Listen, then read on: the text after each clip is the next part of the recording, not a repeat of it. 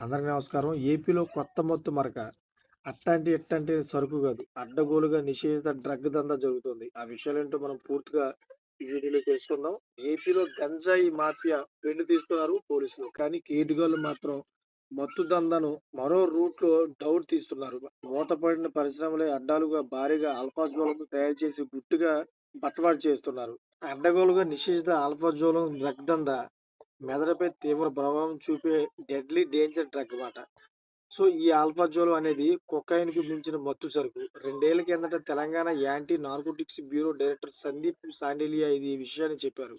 అప్పట్లో తెలంగాణలో ఫార్మా కంపెనీల ముసుగులో ఆల్ఫాజోలం ఉత్పత్తి చేస్తున్న మాఫియా బెండు తీశారు. కోట్ల విలువ చేసే సరుకును సీజ్ చేశారు. కట్ చేస్తే ఇప్పుడు ఏపీలో ఇదే హిస్టరీ రిపీట్ అవుతుంది.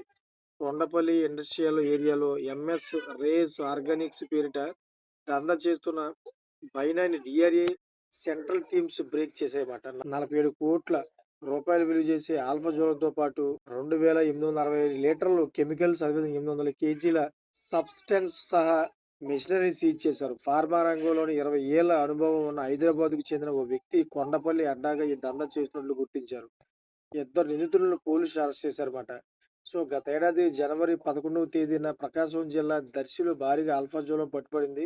ఉమామహేశ్వరం ప్రాంతానికి చెందిన chemical engineer Rajasekhar Reddy poultry farm ముసుగుతో ఆల్ఫాజోలంను తయారు చేస్తున్న వైనం తనిఖీల్లో బయటపడిందన్నమాట. దర్శి నుంచి కర్ణాటక, తెలంగాణ, మహారాష్ట్రలకు సరుకు సప్లై చేస్తున్నట్టు తేలింది. గతేడాది ఆగస్టు 18వ తేదీన విశాఖపట్నం అచ్యుతాపురం సెజ్‌లో 23 కోట్ల రూపాయలు విలువ చేసే 119 కేజీల ఆల్ఫాజోలం డీఆర్ఐ అధికారులు స్వాధీనం చేసుకున్నారు.